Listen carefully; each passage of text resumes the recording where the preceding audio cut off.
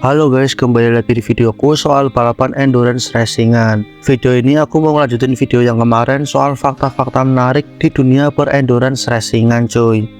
Tapi sebelum ke video intinya, aku mau ngasih tahu kalau sekarang hypercar Peugeot udah ada sayap belakangnya. Gila. Dulu bilangnya nggak butuh, malah sekarang make juga. Beneran udah sendiri emang paling enak ya. Mobil ini bakalan debut di balapan Imola 6 jam tanggal 21 April. Terus kalau kata orang Peugeot-nya itu, mereka berharap dengan sekarang ada sayap belakang biar bisa kompetitif di semua sirkuit. Bukan cuma di sirkuit yang konturnya datar aja atau sirkuit-sirkuit tertentu. Bisa dilihat kemana di Qatar yang sirkuitnya datar, itu Peugeot kenceng banget, cuma bensinnya habis saja. Balik ke inti videonya, ini dia beberapa fakta menarik di dunia per-endurance racingan. Biasanya usia 30 tahun ke atas itu udah umur yang kegolong tua buat ukuran atlet. Contohnya di bola, di MotoGP, di F1, 30 tahun itu udah tua hitungannya cuy. Tapi beda halnya sama di WEC. Di WEC pembalap yang usianya 30 tahunan itu masih tergolong usia-usia prime. Soalnya di WEC kebanyakan itu pembalap-pembalap yang udah senior gitulah kasarannya. Kayak udah malang melintang di dunia balap mobil, ujung-ujungnya ke WEC. Jenson Button aja yang tahun 2016 pensiun dari F1, 2024 balik lagi balapan di usia 44 tahun. Di WEC sedikit banget pembalap-pembalap usia 25 tahun ke bawah. Bukan gak ada ya, tapi jarang banget. Karena biasanya pembalap usia segitu banyak yang masih balapan di single seater kayak F2 atau Formula E.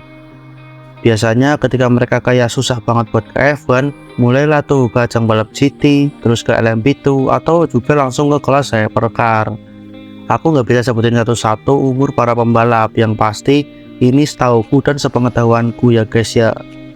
Biasanya tim-tim khususnya di kelas hypercar itu pakai dua pembalap yang umurnya udah 30 tahunan atau lebih, dan satu pembalap yang masih usia di bawah 30, tapi nggak semua. Valentino Rossi yang sekarang balapan di kelas GT3 itu umurnya udah 45 tahun.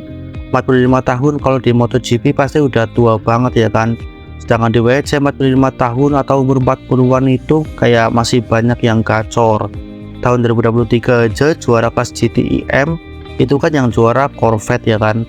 Salah satu pembalapnya itu Ben Keating yang sekarang usianya itu udah 52 tahun cuy. Tapi tahun ini udah nggak di WEC lagi. Dia balapan di IMSA di kelas LMP2. Apakah itu paling tua? Oh enggak, ini ada satu lagi nih. Ada satu lagi namanya Thomas Floor yang tahun ini balapan di tim Vista AF Corse. Umurnya 64 tahun, gila. Tahun lalu di WEC juga dan sempat meraih kemenangan di seri Fuji.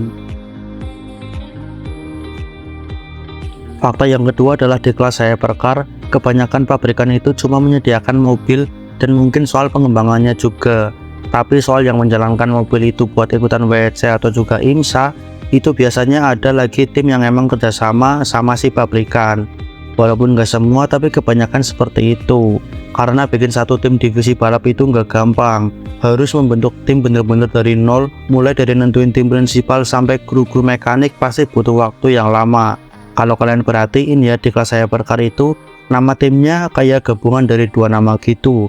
Kayak misal Porsche Penske, Ferrari AF Corse, Toyota Gazoo, atau juga Lamborghini Iron Lynx. Nah itu tuh nggak cuma sekedar nama cuy. Nama-nama di belakang biasanya adalah divisi tim balap yang mengoperasikan hypercar si pabrikan. Contohnya kayak Penske. Penske itu tim balap dari Amerika, yang punya itu Roger Penske. Nah sekarang dia ada kerjasama juga sama Porsche buat ngejalanin mobil LMDH nya Porsche. Maka itu namanya Porsche Penske Motorsport. Terus AF Corse juga udah lama banget kerjasama sama Ferrari. Makanya ketika Ferrari milih buat balapan di kelas hypercar WEC, AF Corse jadi tim balap yang ngejalanin. Itulah kenapa namanya Ferrari AF Corse.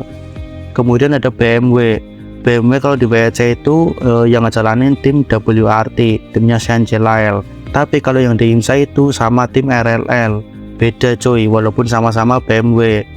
Kemudian Cadillac itu kalau yang warnanya biru sama kuning itu yang ngejalanin tim Chip Ganassi Racing, tapi cuma sampai akhir tahun 2024 karena udah dikonfirmasi bakalan pisah cuy. Sementara Cadillac yang warna merah itu dijalanin sama Whelen Racing. Jadi tetap bisa ya guys, satu mobil pabrikan tapi tim yang ngejalanin beda.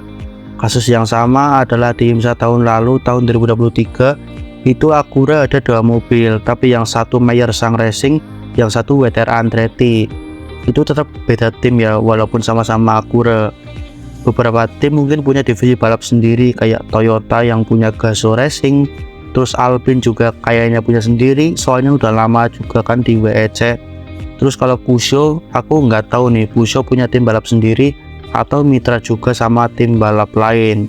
Intinya gitu ya guys ya. Dari waktu munculnya kelas hypercar, emang banyak tim-tim private yang pengen balapan di kelas paling tinggi, entah itu di WEC atau di IMSA. Mereka balapan dengan cara menjadi tim balap yang ngejalanin mobil pabrikan, atau juga bisa bikin tim sendiri kayak Jota, Proton, dan juga JDC Miller Motorsport. Nah, dengan semakin banyaknya tim yang pengen ke kelas hypercar, bikin kelas LMP itu akhirnya dihapus dari WEC.